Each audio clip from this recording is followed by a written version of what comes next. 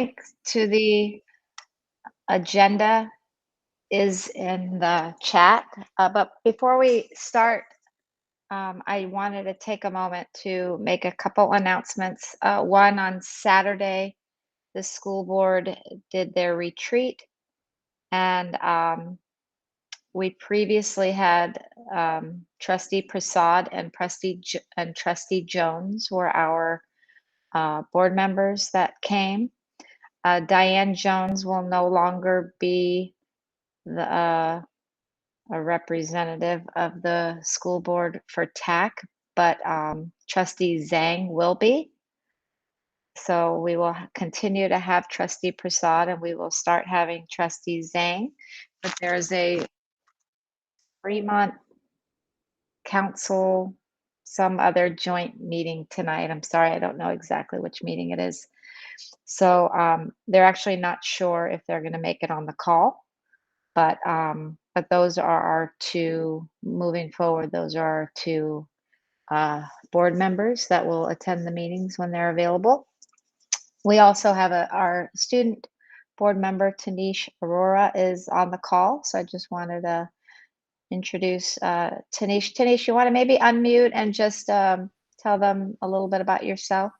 Hi, everyone. So my name is Tanish Arora. I'm a junior at John F. Kennedy High School currently. I'm part of SURF, which is basically like the student liaison between the student board as well as students. So that's why I'm here, and just to be involved and kind of gain a student voice and representation. Nice to meet you all.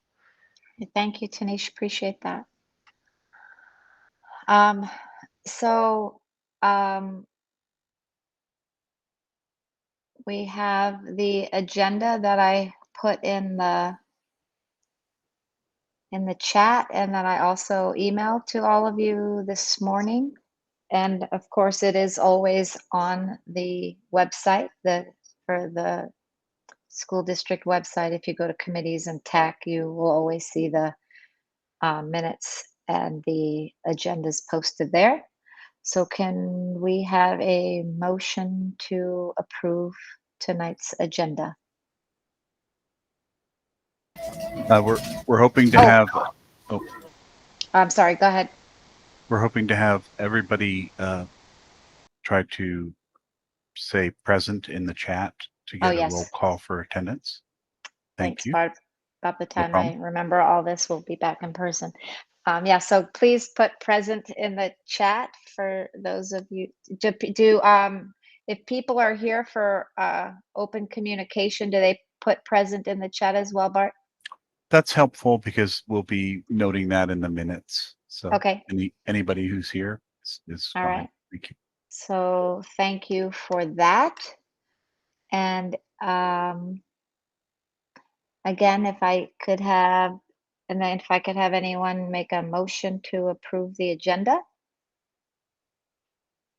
You could just unmute or wave your hand, or I saw Michelle. Thank you. Michelle has made a motion to approve the agenda. Do I have a second? I'll second. Thank you, Jason. Any discussion before we vote on that? So I don't know if it would be helpful, but go ahead and put yes. Would it help to put like yes, approve agenda in the chat instead of just putting yeses and nos? If I get since I was able to get in the next piece of the chat, just a yes or no is fine.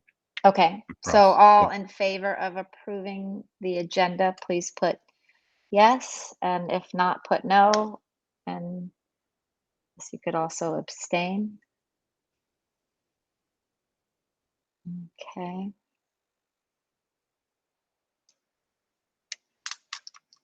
Okay, so it looks like it passes. So go ahead and continue with this agenda tonight.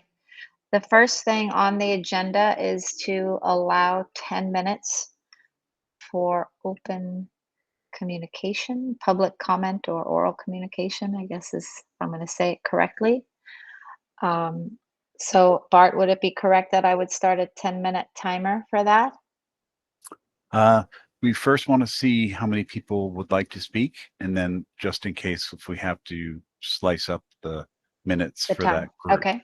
So So if you are here to speak, if you could put your name in the chat, would that be right just then, raise, Gaspar? yeah, raising hand Or is raise your good. hand. Thank you. Okay. Thank you. Raise your hand if you are here to speak. So we have Allison McCauley. Any others here?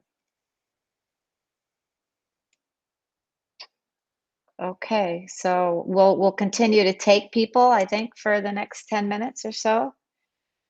So I'm going to go ahead and start a timer. And Allison, I guess you can go first, maybe last. Cool. I know I have a few colleagues who were planning on coming. So I don't know if they're just here yet. Can you guys hear me okay? It's a different computer than I Yeah. usually. Yeah, Yep, okay. can Thank hear you. you just fine. Thanks. I'm going to mute myself just so you'll have better sound. Okay, thanks. Hi, I'm Allison McCauley. For those of you, I used to be on this committee, so I know some of you, but I am the library media teacher at Irvington High School, and I'm in charge of the 10th grade benchmark. I had two things to bring up to TAC tonight. One of them, and again, you may hear some other teachers pop in to give you some perspective on this, is about ChatGPT. If you've been reading any news lately, you've probably heard about the new AI software that was released by the company OpenAI recently. It's the first of probably many similar softwares that will be generated, and it's able to generate a wide variety of text and products, and it has multiple uses. But unfortunately, you can also feed it a prompt like, write an essay about the 5 major causes of World War I and which is the most important, or, write an essay about symbolism in Animal Farm, and it'll take just a few minutes to generate a full essay for you, which a lot of students are already at our schools turning in as their homework.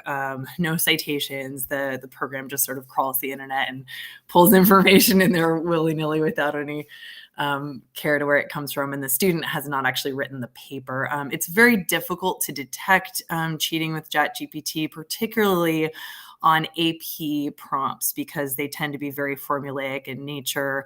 Students are required to follow a certain structure in their response. So it can be particularly difficult to detect cheating in those cases. And it's been a topic of discussion at all of our schools. Students are already using it to cheat. The specific reason that I wanted to talk to TAC is that I have a tool in my library. I have a lab management software called NetSupport that allows me to block certain sites, for example, the ChatGPT site, keep certain students on only one site, for example, Google Drive, or a site that they're getting their research from. And that's an extremely useful tool in terms of making sure students are actually doing original work when they're being asked to do. It's not just writing assignments, it's short response questions, it's all different subjects. But we don't have that anywhere else, since we decided as a district that we don't have the money to pay for Hapara anymore.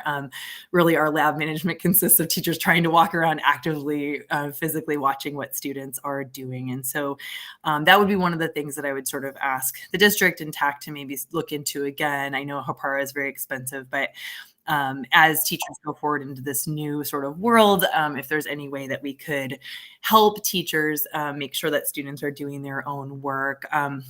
And then the second item, I'll keep this really short, it was about, we recently had some security incidents as a district that our tech department is working very hard to deal with. But I just wanted to make TAC aware that one of the things that they've done to deal with that is to block most international websites that are hosted outside of the United States and Canada. So my students do a 10th grade, all of them, sophomores, do a 10th grade world issues project. And all of a sudden this week, we can't access the United Nations website, most of it. We can't access reliable international periodicals like the Japan Times. There's just hundreds and thousands of sites that we could access a couple weeks ago that we can't access now. And it's ironic because I'm in the middle of an international periodicals lesson where I was talking to our students about the importance in this world of looking outside our American bubble and and getting a more international perspective. Our world language classes need to access international sites as well. Many classes, history classes all over the district need to be able to do that. So I understand that TAC is sort of putting out fires right now, but if we could move sort of quickly back into giving our kids access to things outside the US, it is having a very detrimental effect on our education very quickly. And so I just sort of wanted to, right now we're just having to tell kids to go open things at home and paste entire websites into their Google Docs. And it's not a great way to educate. So thank you for listening to both of those items. Thank you very much, Allison. Tanish, I see you have your hand raised. Just want to let you know, as far as the procedural ways that we run these meetings, is we don't get into a discussion about what's brought up during open communication, but I would like to hear what your question is, or what you want to say.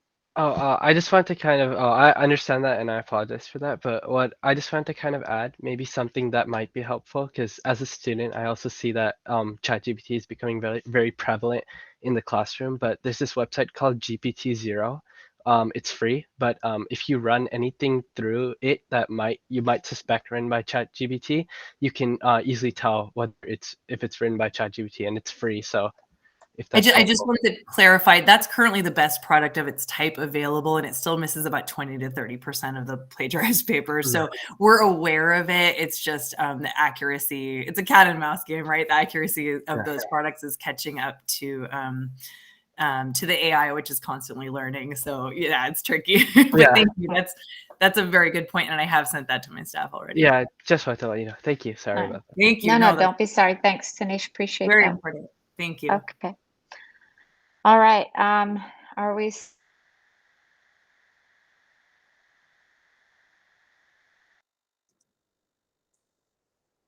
You're muted, Dawn. That's rather unfortunate. Is there anyone else that I'm missing that's here for the public comment? Please raise your hand if you are waiting. Okay, not seeing anyone. I will continue on. If anyone comes in the next few minutes, we will still try to allot them some time. So back to our agenda. Our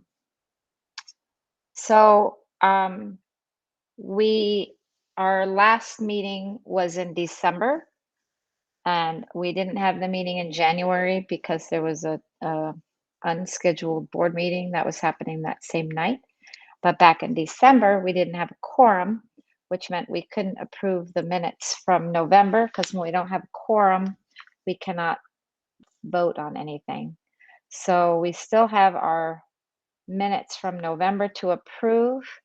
And correct me if I'm misspeaking here, Bart, but being the December meeting wasn't quorum, it wasn't an official meeting. So we don't have minutes from that meeting that need to be approved. We don't have well, actually, we should have a meeting minute that says we didn't meet quorum to explain why there's no meeting. Yeah, we have notes. We have something that says notes. Do we need to approve that? Yeah, in case someone wonders why we didn't have a December meeting, we should have some. Okay. I don't think we need to approve notes, but we do have them already posted. Oh, okay. So if you want to follow that, yeah. But we do want to approve the minutes for November, because those, if you were at that meeting, I would like to make a motion to approve those minutes. Perfect. So I did share those those minutes in the email that I sent today. And I am also putting those in the chat right now.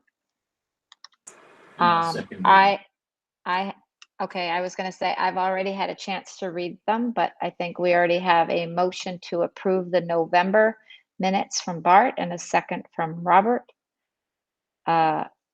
If you can't remember back to November, if you were there or not, it does say fairly close to the top of the page. It says maybe under public comment, and then it says list of present members.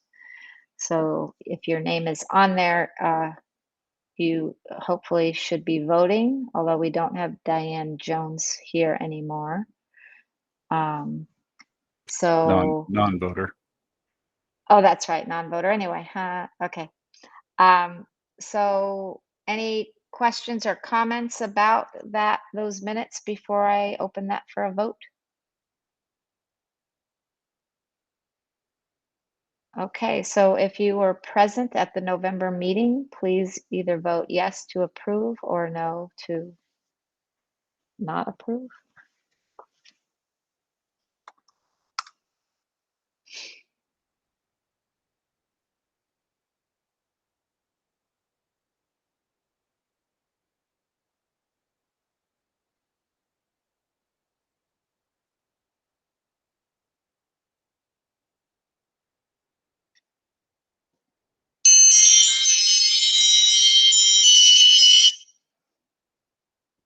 Okay, that looks like everyone voted yes, so our November minutes are approved. My timer did go off. Just want to check one more time if I'm not, I don't want to be missing anyone. I think I can see everyone. Are there any hands raised for public comment that I'm missing? Okay, Jason. Jason, hi Jason. Hi, Dawn and everyone. Quick question, and I'm not sure if this is completely appropriate, but I know in the minutes we talked about the content management system, and I know there's some people at my site that are wondering when the rollout would be and if there will be training. Is this an appropriate time to ask about that since it was in the minutes? For which training? The content management system that's replacing School Loop for the websites. I believe that was part of Oh, November. yes. Yep, Bart, do you want to That jump in sounds there? sure. Sounds like a reasonable question. There is going to be a district-wide communication that's been starting to come through the principals, but there will definitely be training. Part of the contract was 2 full days of training from our provider, and then we're going to have kind of train the trainer piece of some of our super users will be helping the rest of the users, and it is going to be on WordPress. So we're going to be focused on a lot of tutorials that are validated, that are already out there in that community, but we'll be providing the best links to the most accurate and building them ourselves tutorials to support that as well. Any rough timeline? Well, we are going to be launching, we are right now talking to our provider and working through the first pieces of the design and plugins and implementation. And the whole site is aiming to launch just after the end of this school year, but we're hoping to migrate and train probably starting February, March. So, but there is a timeline associated with that agenda item, and it's reasonably accurate and all public on top of all of that. So I can send that out to the TAC group for a follow-up there. Great, thank you. Thanks for that question, Jason. That's good clarification. Okay, so their first item, or next item, I should say, the old business having to do with our agenda. So our next meeting is March 6th, and the order, forget what it's called, but the emergency order that allowed us to be meeting in virtually is ending in February, sometime this month. I'm not sure when. Bart probably knows exactly when. But the bottom line is our March 6th meeting, we will need to be returning to in person, which will put it at the district office. So I just wanted to ask if obviously the big concern is meeting quorum. And despite being on Zoom, we did not meet quorum in December. But we did great tonight. So thank you everyone for being here. So I don't know if maybe my reminder email helped or if my reminder text messages helped for those of you who asked me to text you, and I did that this morning. If you asked me to text you and I didn't, I may have gotten the wrong phone number. So you're absolutely welcome to email me and send me a phone number.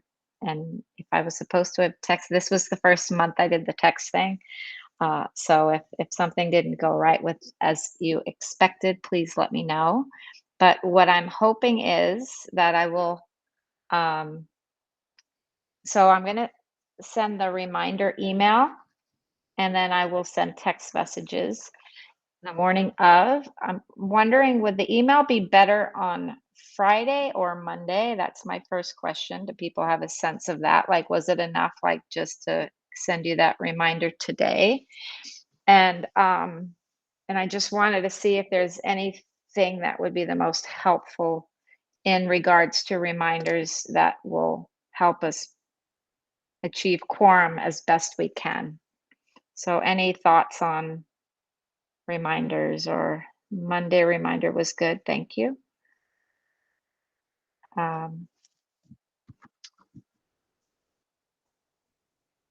TAC Meet has raised a hand. I guess that would be Bart. Just want to also put out there, if you don't know you're going to make the meeting, sending it to Dawn as early as possible is helpful, because we can start checking a possible quorum, a week ahead of that meeting. And then that way we can get the information out to the group if we're not going to make quorum sooner than just, a few hours before the meeting. So feel free to, send that information to Dawn as early as possible. Yeah, the thing, yeah, and that's super important. When we were on Zoom and we didn't make quorum, it wasn't as inconvenient, for lack of a better word, as if someone had driven all the way to the district office at 7:00 at night, and then we didn't have quorum. So it really is a big deal. And most of you are probably new to this committee, since, well, not Robert, but many of you haven't been on this committee when we met in person. So where we meet is typically, I think, will be in the PDC. Is that looks correct? Which is, if Training you're not, center right by the the- PUDC. okay, Yep. in the Tech Training Center, which if you go in the north entrance, the boardroom is there, and then you go to the left and you go into the PDC, and if you walk straight through it, that's where the Tech Training Center is. So the tricky part about that is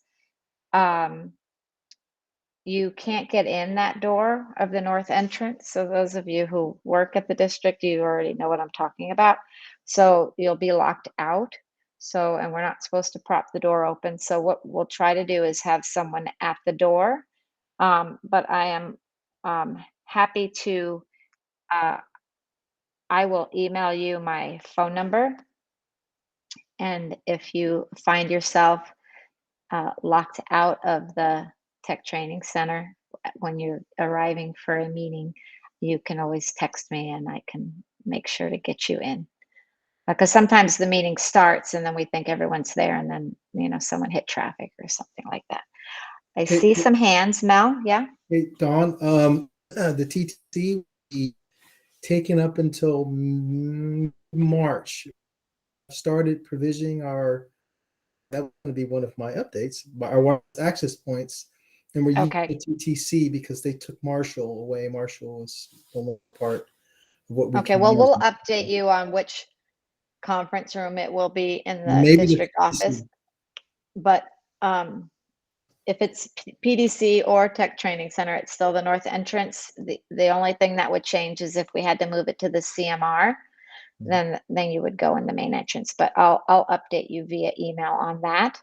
I think someone asked the question about whether or not we can meet virtually, and we cannot, because we're William, but not, wait. We have to be Brown Act. Brown. the Brown Act. I'm sorry, I was drawing a blank. So it's not an option to continue meeting virtually. So I'm going to say Sandhya and then Jason. My question was that I know there was talk about not being a Brown Act committee and then being just a group, so that didn't pan out. It did not. It was brought to the committee and it was not voted on. Okay. It would take a lot. We would have to collapse the entire committee and get permission from the board and a number of things that didn't seem like they were going to happen. Thank you. Jason? So I just have a few logistic questions. So is someone letting us in through that north entrance the only way in, or can we go through the front door?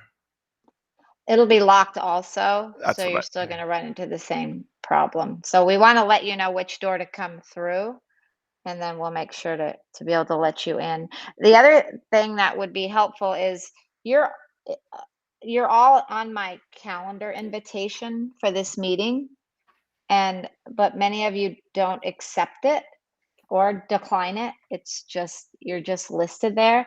That's a real easy way for you to let me know that you're planning on coming or not coming, as I can see whether or not there's a check by your name or an X by your name. And then sometimes if it has to be tentative, that's fine too. So that's just another way. I think just the better we can communicate, that if you can commit to being there, of course, that's what we're hoping for. But we also know that life happens. So if, this afternoon, suddenly you started feeling sick, now we've lost someone. But for the most part, if you know in advance you're not going to be here, like what Bart said, be great to let us know in advance. But you can use that calendar as a way to communicate as well. Of course, you can always email me and I'll be giving you my phone number. I don't want to put my phone number in the chat just because I'd rather email it to you. Can I ask my other two, and they're kind of related? Mhm. Will this be optional masking or required masking at the meeting? I Our believe, building is suggested at this point. So yeah, I think it's So then it's the follow-on question, and this is maybe more of a decorum, I'll be running over there straight from another thing and probably wanting to eat somewhere along the way. How does that happen during the meeting? Do people eat during it, or am I scarfing on the car ride over? no, you're welcome to bring in food. Okay. Something to drink. There's some Robert's Rule of Order somewhere though. Like if you bring French fries, you're supposed to bring some for the chair of the meeting. Oh wait, no, not necessarily. But no, you're absolutely welcome to bring yourself, dinner or whatever it is you would like. And you don't really have to bring the chair or anything. Maybe I'll make cookies. Am I allowed to do that? Okay. All right, any other questions about that? So I know people were really hoping we were going to stay virtual. It's obviously super convenient that I'm sitting in my kitchen right now, and when the meeting's over, I'm instantly home. But so I get it, but just have to go back to the old ways. So that's our next meeting, which is March 6th. We will be in person. Okay. All right, moving right along. So one of the items that we were asked about that came up a few meetings ago, Michelle had brought up the need to upgrade the radios that are used on all of the campuses. And we wanted to open it up to this committee to get some input. This is just information only, but looking for feedback on how to go about upgrading them, implementing them, if there are other similar communication tools, and we'll want to hear from Michelle who brought this up, different protocols for authenticating. If there's interest in exploring new devices, or if it's just a matter of replacing the existing ones. So I don't really know how to lead this discussion, so I'm going to lean on Michelle here to ask her, and then we'll also lean on Mel here to sort of run this part of the meeting in regards to this topic. But it is information only. But obviously there's a lot of people on this committee who have all different bases of knowledge that like I have no information to to offer on this topic, but many of you might. So Michelle, do you want to maybe jump in here?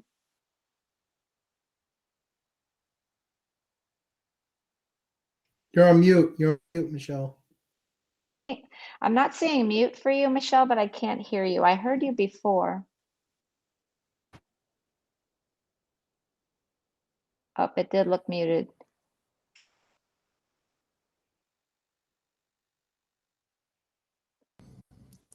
Can you hear me now? Okay, sorry Yes, I about that. can hear you now. Thank you. It's Fremont equipment. What can I say? Just joking. Just a quick show of hands. How many people are using a cell phone from 2014? That's what I thought. But that's what we have with walkie-talkies. We go back to about 2014 of when we got them, might be 2015. My point is that we got them after a major situation that happened, which was a lockdown, a very scary lockdown situation that happened at Irvington High School that showed that we really needed to have intra-district communication that wasn't relying on telephone lines, that we needed to be able to communicate at a nanosecond on a radio to link things around. So some of our schools, or all of our schools, have a multi-channel radio that allows talk at the site itself.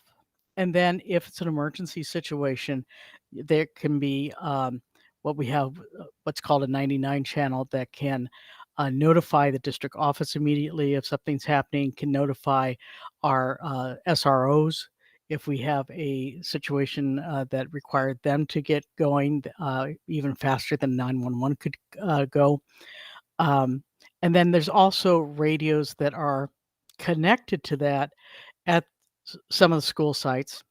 I can tell you for sure at Irvington, because that's where my school site is, we have radios that are connected as well that connect our campus supervisors with the multi-channels, but we have our custodians at night for their safety that have radios. So because they're out there by themselves in different areas spread around, that they need to be able to communicate if there's a problem with people, unauthorized people coming onto the campus or other items. But here we are. We got these things. That's great. But they break down. They get broken. Antennas snap off. And the IT department's been good about, repairing them, replacing them. But as anything, there's always something better coming out, and then you can't get the older stuff repaired. And what are we doing in looking at that? I mean, I've had 5 different generations of walkie-talkies that have come through Irvington High School while I've been there, which has been 11, 12 years now.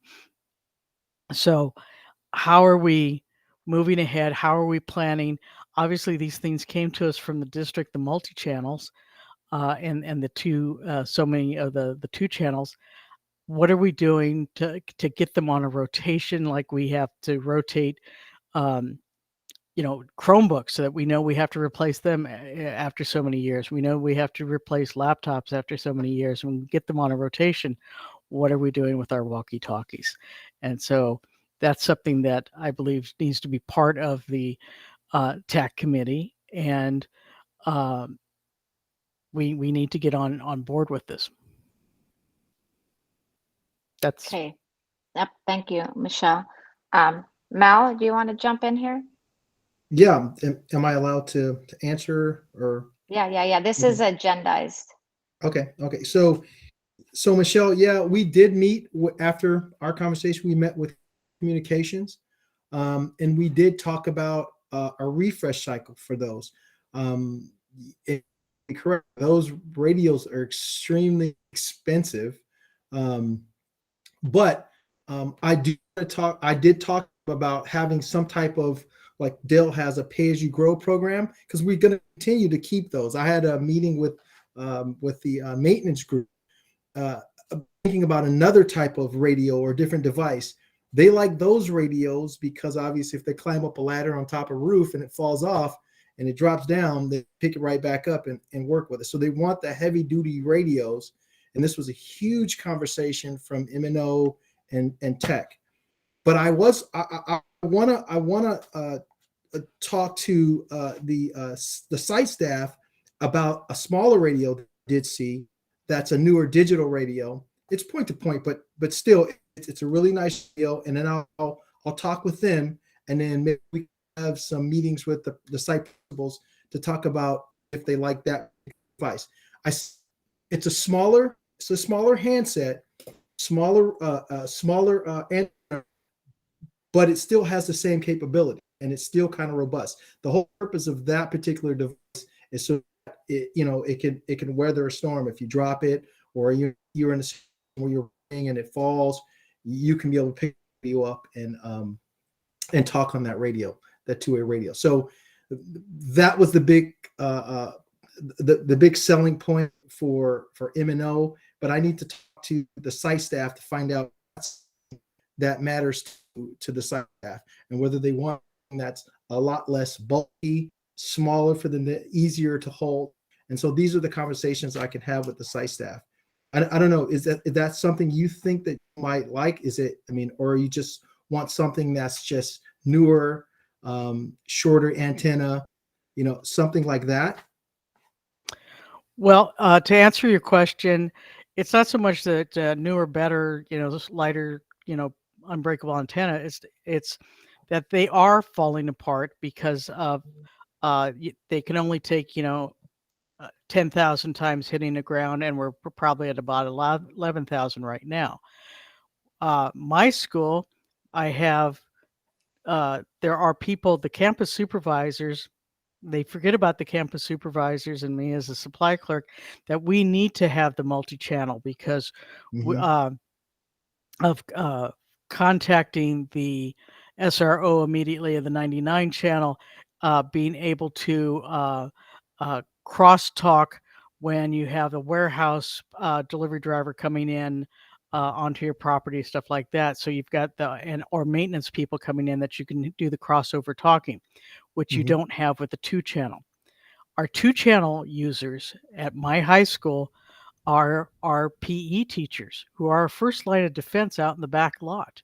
They're the ones that call us and call the campus supervisors, and we can all hear, and then we can all mobilize if there are intruders, animals, whatever, that don't belong out there. I will have to say probably the hardest people on our walkie-talkies are our teachers out in the back, our PE teachers, because they fall constantly. They're hitting the asphalt. That's where most of my breakage comes from, is from our PE teachers. Nothing against the PE teachers. They're active, they're running with it, whatever.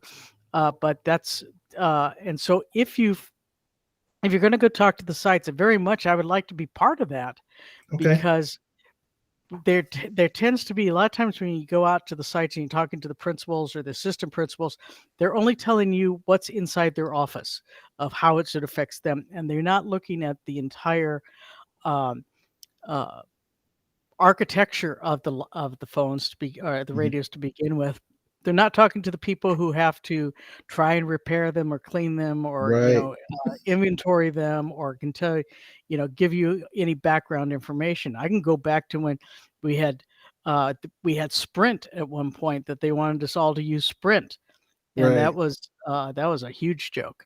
So it's just we can learn off of the information that we have, the institutional knowledge, or we can go with you don't want to just stay with the people that are at the front lines right now, because they may not have been using it for a long time. Right.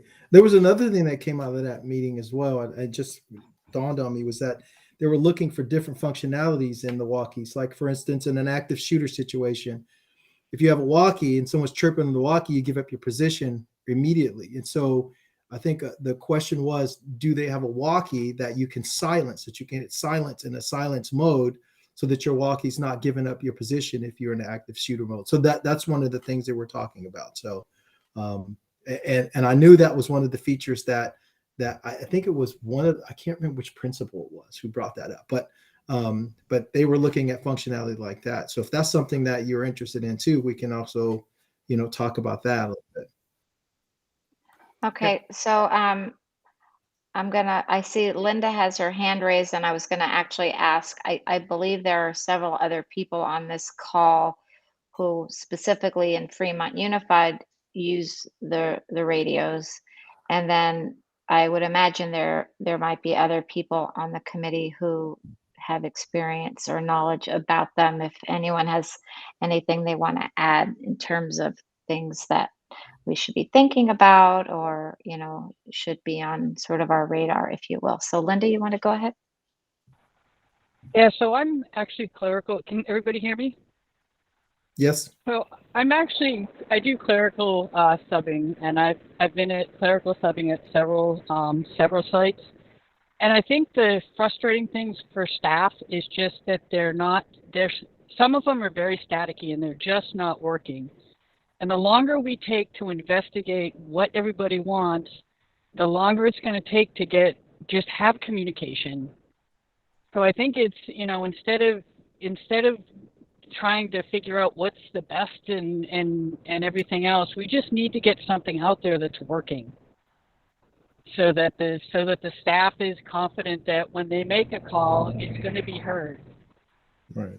Right now, that's not happening. Right now, you get calls, and I work at some sites, and I work at some high school sites, and not all, as far as I have seen, not all high school PE teachers have radios. So Yeah, that's something interesting that I heard, that Irvington PE teachers have radios. Not all PE teachers have radios. We get more calls at the high school from the PE teacher saying, can I get admin or a campus supervisor down here because somebody got hurt? And the thing is that's most frustrating for the staff is that they're just not working. They're staticky and they're just old, and they're saying district won't replace them. So I think that's something that we need to think about, and instead of trying to investigate what's the best and everything else, we need to just get new ones out to the staff. And that's all I have to say. Thank you, Linda. I think you bring up good points that we obviously, there needs to be a sense of urgency for the sites that don't have enough, but I think you still want to balance that a little bit with making sure to get the right thing, but get it as quickly as possible. Robert? Just out of curiosity, how much are these radios? What's the price range? They range from actually a couple $100s to like $400 or $500, the radios. And we get a price break, being a educational institution. Baby chick, Suarez. I can actually get the actual cost. I know we have a monthly cost with Crystal Communications, who's our vendor. And then we also have a repair mechanism, a maintenance for those radios as well in our contract. So, but I can get you a definite price, Robert. And I think it varies on the model that we purchase.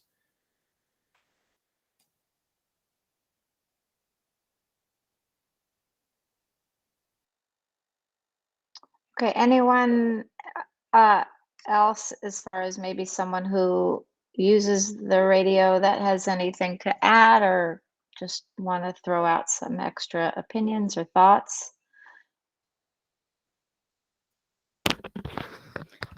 Dawn, Yes. if I may, Please. obviously this was an informational thing, but if we can make sure that it kind of gets back on the agenda so that we can do a follow-up, I would greatly appreciate that.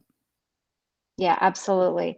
So what would be, Mel, where do you feel like things are in terms of next steps with this? Well, I can set up a meeting with our rep from Crystal Communications. Pull that I can actually get a list of the new radios and what those costs would be to actually get them to rotate in. I think what we're looking at is just basically a refresh throughout the district. However, that'd be very expensive, but I would actually just have to sit down with the rep, find out what radios are out there, how many we need per school, and then kind of do a cost breakdown. But also, it's just a refresh we need. I do have a bunch of old radios in technology too that we rotate out when one is broken. But to me, that's not a viable solution. We probably need to get the new radios.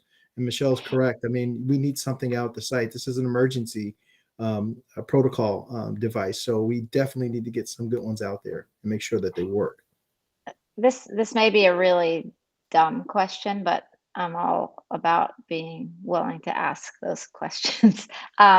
Do we have a list like right now of how many, like, are they checked out? Like how, how many, like when we check out a computer, like, do we know roughly like how many radios Irvington has and how many radios, each school has?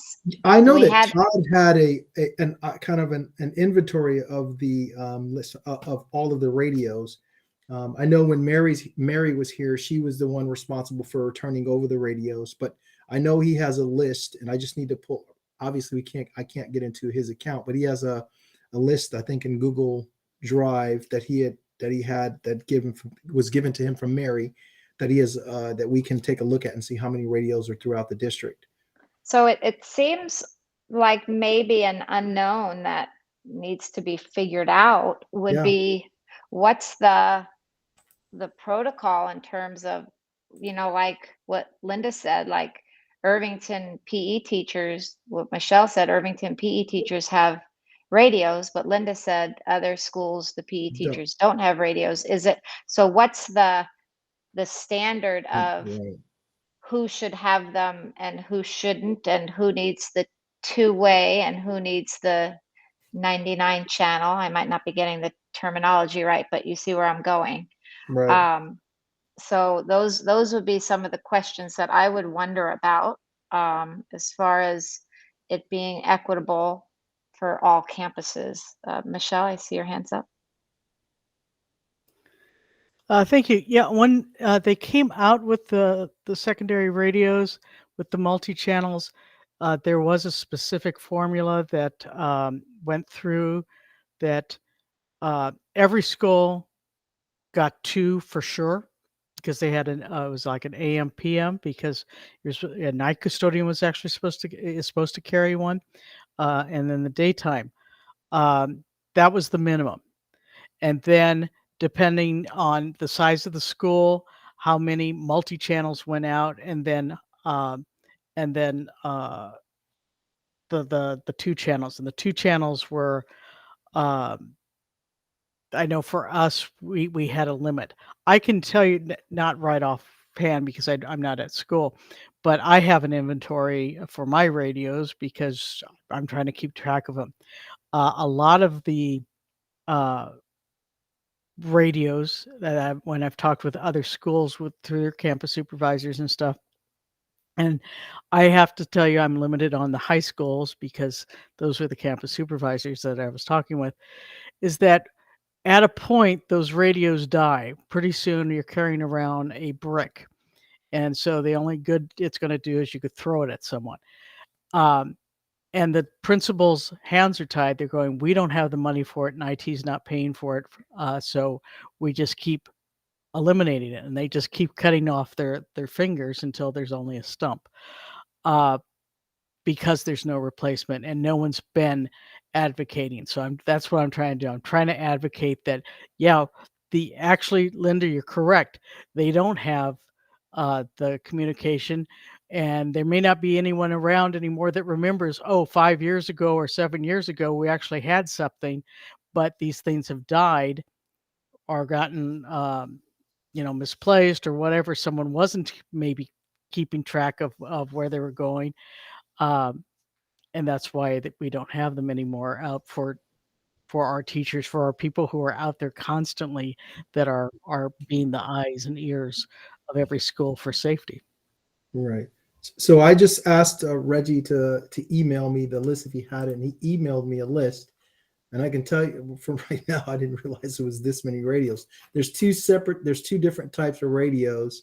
There's an NX 320-2K, and then there's an NX 34OUK. And there's a total of a combination of those two. There's 441 radios in the district. And the bulk of those radios, well, I won't say the bulk of them, but there's a lot of them in maintenance. The maintenance workers are carrying. Operations and ground has a lot of them. And then there's 3 to 4, I see 5 at some sites, 6 at some sites. So there, I mean, technically out of all of our sites, we could probably do a complete refresh. I'll have to work with Crystal Communications. And then we go with a new radio, but that's obviously it's going to be a really expensive endeavor. And so that's something we're definitely going to have to bring before the board to make that change. Okay, so maybe between now and the next meeting, we might be able to get a sense of what makes sense for the, like Michelle mentioned, like the minimum number per site, and Right. if there's a different radio of the 99 channel versus the two-way, and some sort of cost to look at, and then make some suggestions. And then from there, it could go past Right. this And committee. at the Does high that seem schools, does, good, Michelle? I'm saying at the high schools, do we give them to the PE teachers, right? Or, I mean, so I think at the site level, we have to make a decision who's going to handle or have radios, because that's going to determine how many we have at each one of these sites. And I think that you have to look at the safety, and that's what this would all boil down to, is the safety of our students and staff out there. Personally, and I realize I'm SEIU rep and representative of all of our members in the operations and grounds and maintenance and such, and I realize they have their communication, and that was another parcel of the switchover on the radios, was to get everyone under the same kind of umbrella, where we used to have different radios completely, that different lines that they couldn't talk to one another. So it brought everyone with the different, you had ops and grounds, now you have 99, you've got the sites that are all on the same radio. But the safety of our students and staff, to me, is more important. That's more paramount, to have that first, and then for our ops and grounds and our maintenance people, rotate them in, put them on a rotation there of like, okay, we're going to do half of this group this year and half next year, or maybe quarter or third or whatever, and get them on a rotation. Doesn't mean that the entire maintenance and operations has to be done all at once. It could be split up into 3-year rotation or something like that. So just throwing some things out. That's actually a great idea. Okay, and then the second part of this agenda item had to do with multi-factor authentication, which is moving on past the radios. So I feel like we got a good amount of information here. I think Mel knows what some next steps would be. And some of that might be figuring out, like what Michelle said, to do it in bunches, in waves or whatnot, to get that minimum to a place where at least everyone has one that's working, even if there are still others that are going to need to be replaced. So we will continue this on the next agenda and see if we can get it to a point where it would be a action, whether it's just a recommendation or whatnot. So the other new business is the multi-factor authentication and password protocols. And I believe Mel was, it says Yeah, chair no, for I think the, yeah. I wanted but to I talk think about it's this you. because it is actually coming. And it's something that we have to put in place for our cybersecurity insurance and our cybersecurity initiative. Within the next maybe year or two, all all teachers and staff logging into any environment or domain will have to have multi-factor authentication. How we manage and put this in, implement this, will be determined, and like I said, it'll be determined how our unions look at multi-factor. And the reason why I say that is because we could do several different things in order to make this work. We can send a multi-factor to a second pin to your phone, which I'm kind of leaning against that. Or we can give you what is called a YubiKey or fob to use in order to access. The phone poses its own little problems because now we're asking you to probably use your personal phone to access the district systems. Again, we can talk about, we can have conversations, and I wanted to bring this up here because I want to know what TAC would think about having or using your personal phone if we could do that as one of the authentication methods. I know after having a conversation with Trustee Prasad in the past about Google Cloud and also Azure Cloud, moving to the cloud, there's some ways we can remedy that without even having to use a device in order to authenticate for multi-factor. But I wanted to bring this to TAC because I kind of wanted your thoughts on how we move forward with having a two-factor authentication. And what you think the direction we should lean. Should we lean to get a device so teachers can actually have maybe a fob around their neck and, hey, when you log in, do that? Would that be practical? Or, the phone, do you think the phone would be just a hindrance and they're like, oh, no, I'm not using my phone for that? Or, I want a stipend and all, so these are the things I want to start thinking about because we're going to have to implement multi-factor here soon. So I'm just gonna throw out right away, Mel, that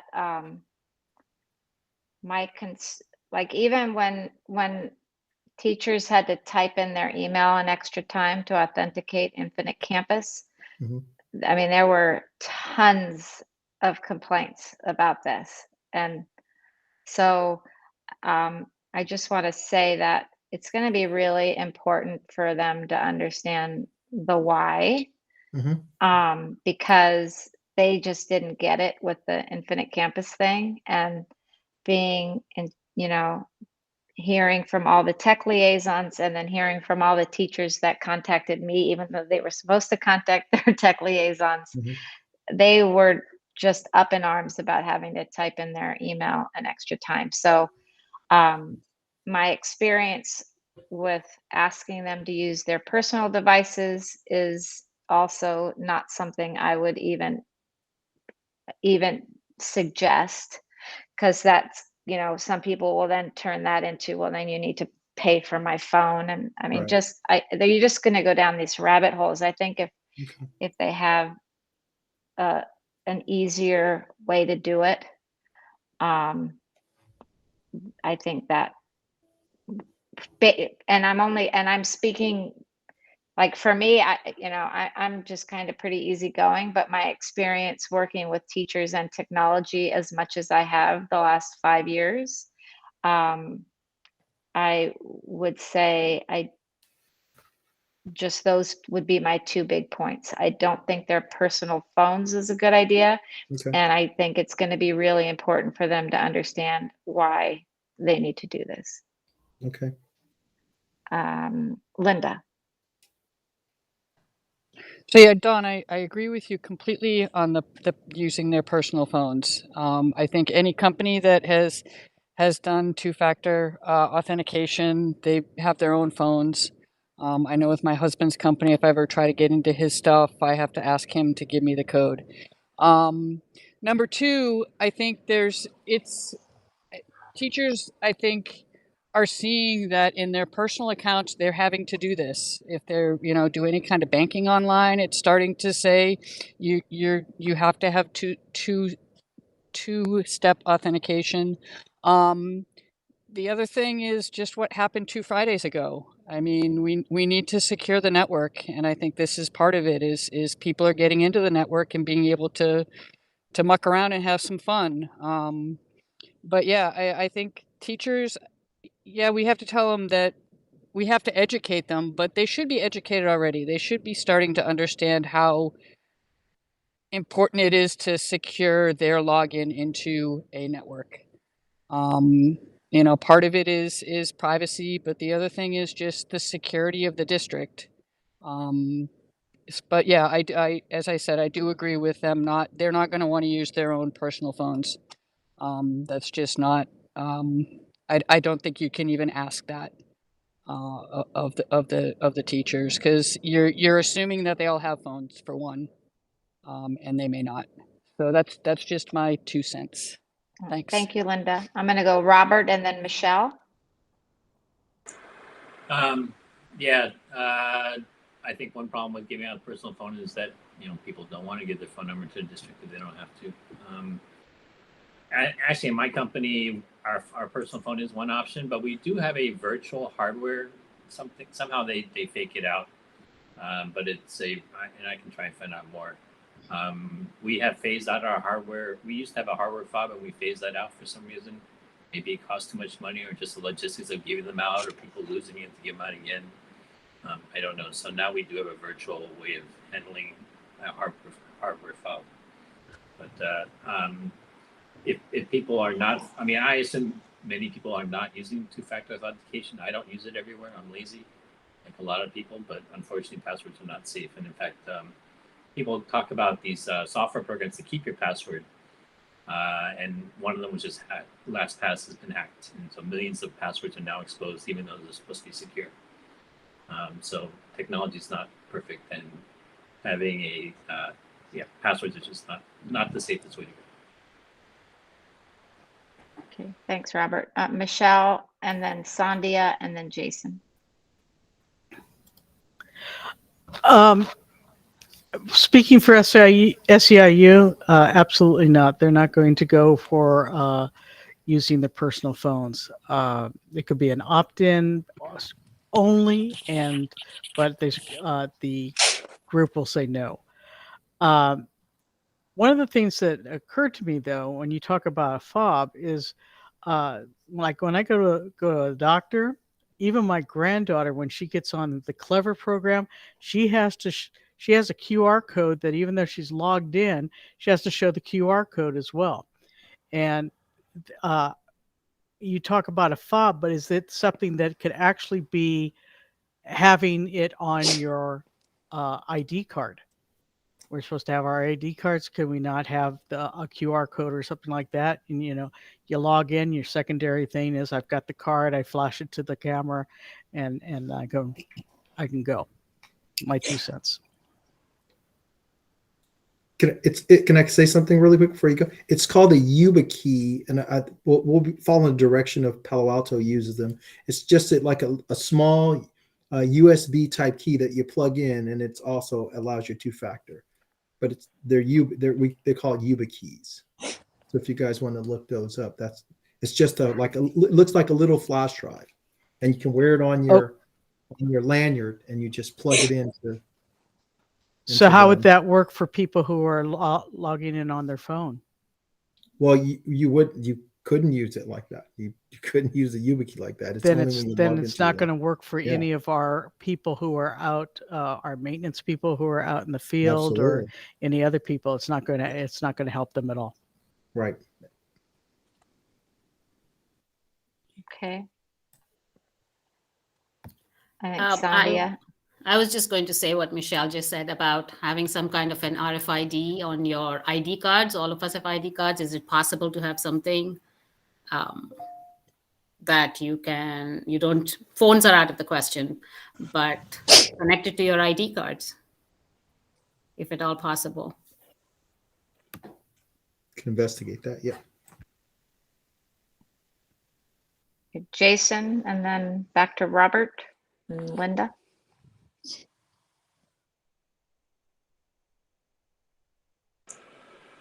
Jason, you're on Let me mute. try again. Just a thought. I don't know if it would work, but our IP phones have some pretty cool features. And if we're talking about when you're in your office or your classroom or something like that, could we utilize that somehow instead of another device? And then if you're after school hours, outside of the work hours, have the option of using your cell phone if you wanted to do it outside of your required time. Something along those lines. I mean, same kind of idea of RFID, but using something that we all kind of have already, except for mobile people that are in the SEIU. But just a thought. I don't know. Wanted to put that out there. Thanks, Jason. Robert? Just to clarify for the YubiKey, because that's the one my company used to use. It's a USB device. You keep it plugged into your laptop, so it's always there. But that means that someone else needs your laptop in order to get into the company network. So you don't have to do anything. It's actually there all the time. You just have to click. You have to, when the prompt comes up, you have to do an extra click. It says you log in, and then you have to do when window pops up, you click it, and then you're in. But yeah, we actually do not allow cell phones to access our network. We're a major big company, so. Thanks, Robert. Linda? So my only argument with just to plant a seed, what if you lose your ID and your name is on your ID, your RFID is on your ID? You may be SOL. There just may be a breach right there. That would just be an argument against putting something on a piece of paper or an ID that has some kind of other identification information on it. Okay, thank you, Linda. Bart? Just excellent round of questions and responses, and I'm sure that Mel's taken all this down, and it feels like it's going to be some kind of mix response to what staff has what available, and just sounding good. So I just want to appreciate our team here. Thank you. All right, I think that's probably ready to move on from that for now, as I think Mel heard a lot of good feedback and has a lot to look into. The next item on our agenda is Mel's update. So, Mel? Yeah, I'll try to be brief. There's a lot going on these past couple of weeks. Obviously, you guys know we got rickrolled. But anytime something like that happens, there's a process that I have to put into place, which means I have to actually start identifying certain things. I won't get into the technical aspects, but I have to start identifying certain areas of the breach. And I can tell you guys with confidence, it was the Informacast. We have little Informacast servers. And I found out that the instructions to do this is on the web. So a student, it's all out there, and they talk about it. Mel, Yes. can I interrupt you real quick? Yeah. Is there anyone who is not aware of the Rickroll incident that happened in our district a week ago Friday? I don't want to assume that everyone on the call knows what happened, but probably, I mean, maybe, but maybe not. If you don't work for the district, you might not have heard. So can you raise your hand if you're not aware of the Rickroll Robert incident? Is Robert's hand up? Yeah, he raised it. Yeah, well, I'm not a parent anymore, so if everyone else is aware, you don't need to explain. So just super quick, someone took over our speaker system. So every speaker in the district classroom, offices, played a Rick Astley song, which is why it's called Rick Rolled. And it said hello in the letters, and then it played the It was a song senior in prank. every speech. So, I was- I just wanted to make sure that everyone knew, and for exactly this reason, you know. Yeah. So kids are. So go ahead, extreme- Mel. Sorry to they're- interrupt you. No worries. Kids are extremely clever. It's the new pull it fire alarm. They get into the Informicast and put a song in there. So when that happened, though, when you have unauthorized access, you have to reach out to what the Cal OES, which is the California Office of Emergency Services, and also the FBI. And doing so, they start a complete investigation of your environment. So when that happened, yes, it was kind of funny and jokingly, but what we found when they started doing their investigation, and we deployed a tool called CrowdStrike, and they saw malware on one of our critical servers.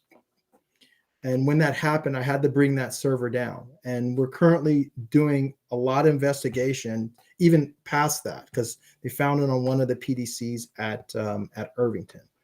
So that being said, there's still an ongoing investigation. I'm still working with Cal OES to mitigate some of the stuff that happened. But until then, we still have Passport down. I don't know if you guys are familiar with Passport. Passport was a homegrown. Well, it was built by one of the CTO from Newark, who is now at San Leandro. He built that, and when Joe Siam was here, Joe decided that hey, I like this. We can use it as a password reset tool. But the server that it was sitting on was outward facing or forward facing. Which means it was basically like a web server, and someone hit that web server and started, putting malware on there. So I had to bring that down. I had the FBI go out to see if there was any exfiltration going out to the dark web.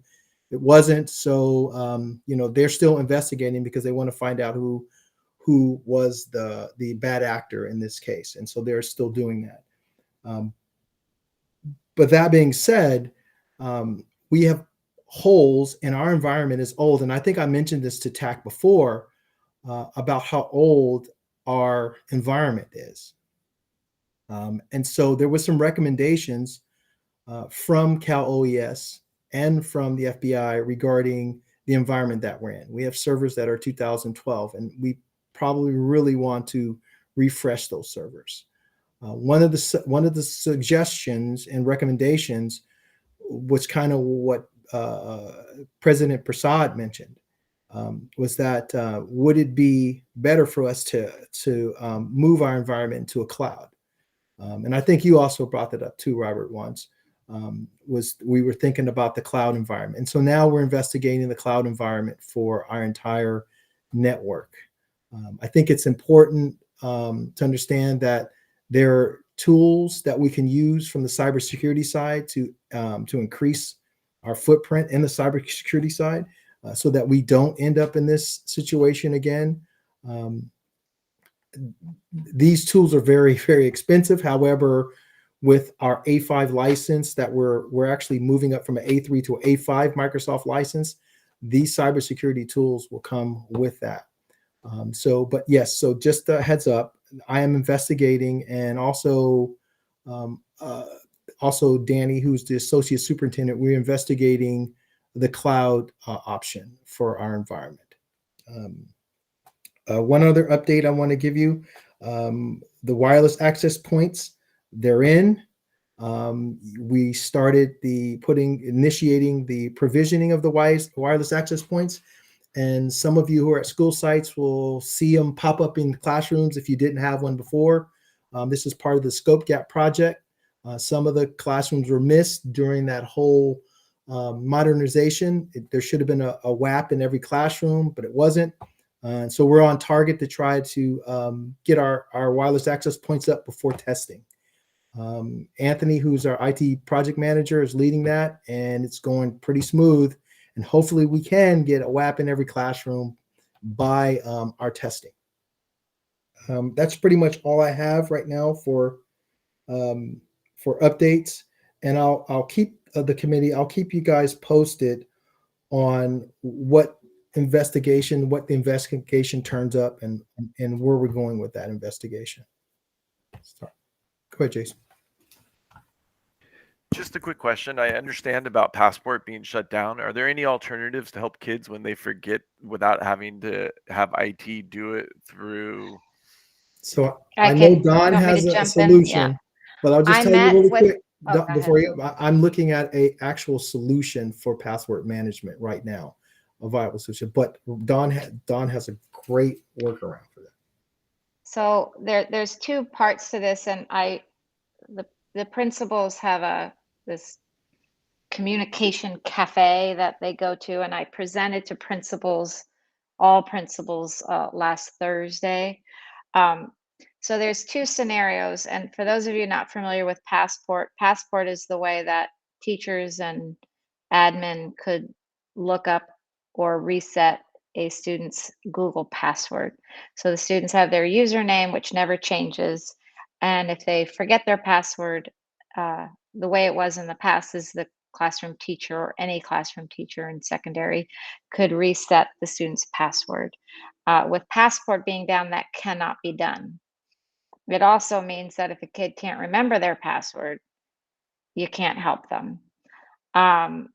So that's probably the biggest issue. Well, there's two big issues. That's an issue. And what I told the principals and what I showed them, I gave them instructions, is teachers and admin, if they are a school tech lead and Clever, can print a badge.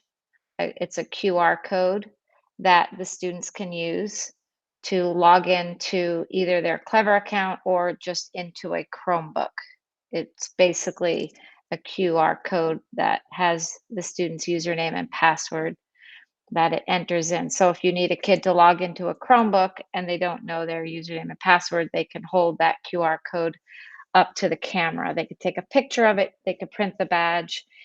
If your principal is the school tech lead, they can print a student a badge as well. So that was the big workaround that helped. I will tell you that for students grades 7 and up, it also requires the first time they use it that they enter a 6-digit passcode. That's basically a backup. So if some kid grabs their QR, their badge, they still can't get into their account. So it's required for grades 7 and up. So I just like to tell people that. The other problem, however, that we're facing right now is any students who are new since January 25th. We have not been able to create, and by we, I don't mean me, but IT has not been able to create a username and password for them. We're also so kids don't have, if they're brand new, they don't have a Google account. That's a bigger issue that there currently isn't a workaround, but Mel is working on getting that resolved as soon as possible. Right now, there's about 50 students in the district who have no Google account. So you can imagine the challenges that causes for accessing curriculum or Google Classroom or Teach More. I mean, you get the idea. So the best answer we have now are the Clever badges, but that's only for students who have a Google account. Right. And maybe I should have led with that process. That passport process is fully automated.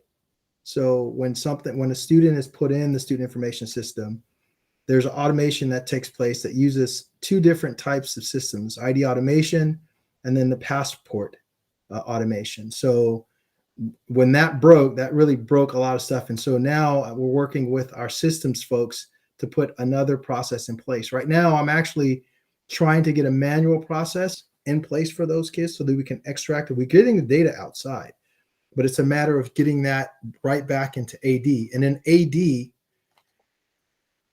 actually upload it. It basically syncs with Google Admin Console. Okay, Google Admin Console is our Google Active Directory. So we have another system on the Microsoft side, which is Active Directory. When it's created, automation happens that pulls that student into AD, into Microsoft AD, and then a service runs on that on AD to pull it into Google Admin Console. And that's not happened because whoever went into the server, we had to take the server offline. We broke all of that syncing. So not necessarily broke it, but we had to shut it down to stop the malware. But we're actually working on it. So that's the workaround, Jason. It's not really a tech liaison thing, but I will mention it at the tech liaison meeting tomorrow. Any other questions for Mel on his update?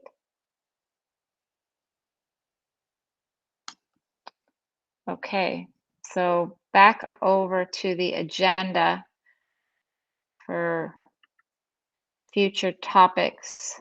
I'm not sure where we are with that.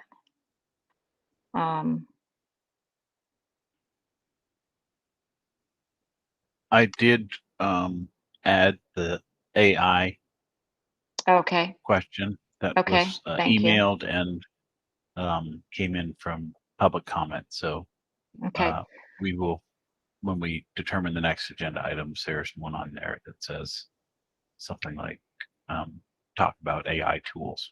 okay, so we have that, and we have the ongoing next steps with the radios. Are there any other suggestions from any of you or any of your people, if you will, that you're here representing? Because we're all here representing our groups, of suggestions of future agenda topics.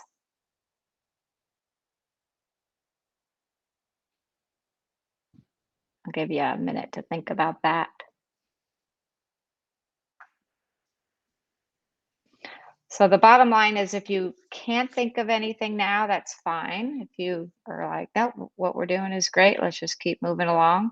If you do think of something, you can email me or Mel and say, hey, right after we got off the call, you know how that goes, I thought of something, I forgot.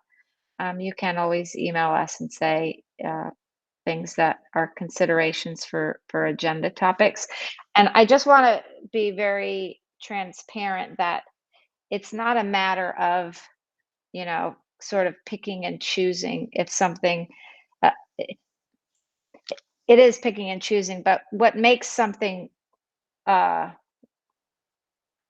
don't know what word to use, but the reason why we choose to put something on the agenda or not has to do with whether or not a discussion needs to take place within this group.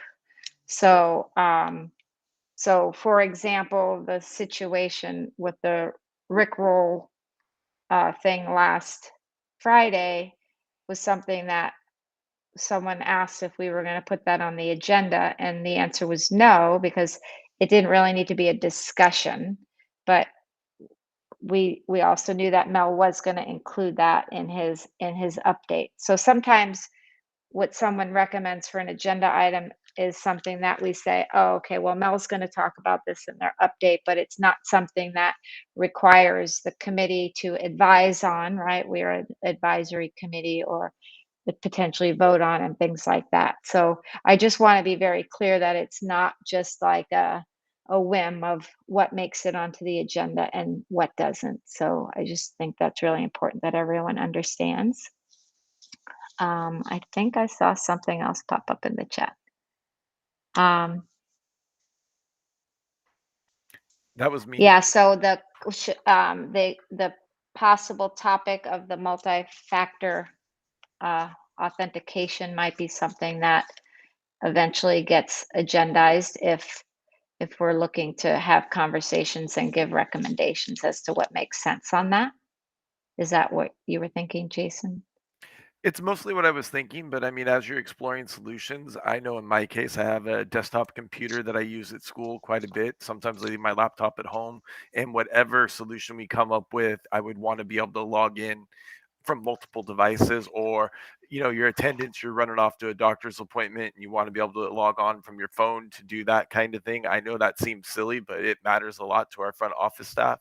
So if it's so closed that you can only do it from your assigned school laptop, that's very limiting. So I just want to make sure that that's part of the thought process as you're choosing.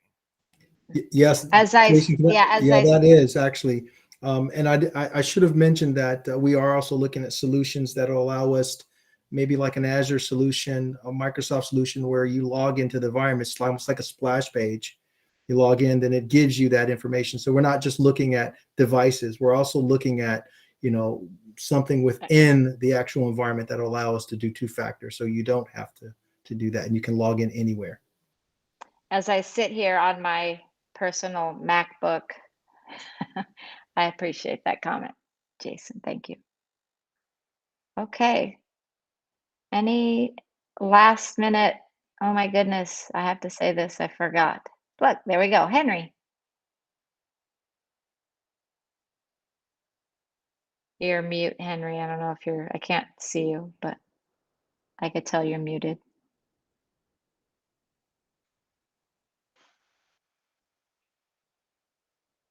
Henry, can you hear me?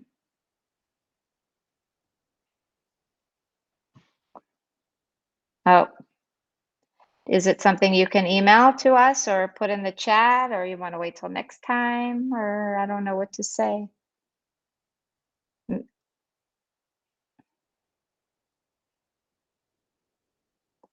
Okay, Henry's going to email me. Thank you, Henry. Okay, well, it is 8:28 with a whopping 2 minutes to spare. Again, this meeting, I am going to adjourn the meeting, but please, please, please do everything you can to make it to the next meeting so that we have quorum.